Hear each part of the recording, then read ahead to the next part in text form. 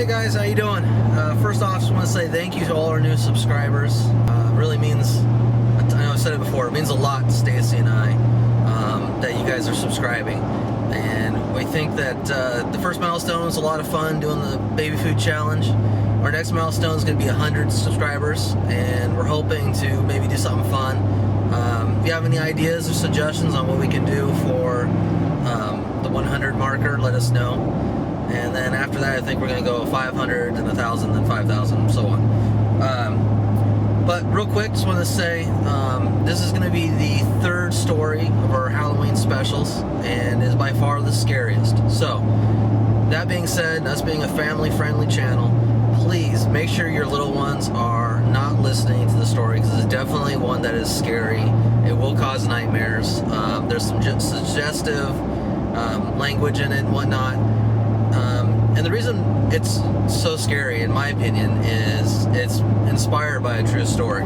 Several years ago, the Elisa Lam case at the Cecil Hotel, where the young lady, who I believe she was from Canada, she was a tourist, went missing, and then a few weeks later they found her in the water tower of the hotel. There was a lot of speculation of how she got there, if it was foul play or if it was an accidental drowning like it was ruled. But there's also lots of people want to say there's like a supernatural element to it, and I kind of took that and ran with it. So this story is definitely, in my opinion, one of the scariest things I've ever written. And part of that's not just the story, but because of how well it was narrated by Lynn Darlington, and how well it was produced by David Cummings of the No Sleep podcast, and the music behind it with Boone from No Sleep podcast is just amazing. So it turned out great. It's really spooky. Turn down your lights, make sure your kids are gone, and prepare to be scared. Happy Halloween.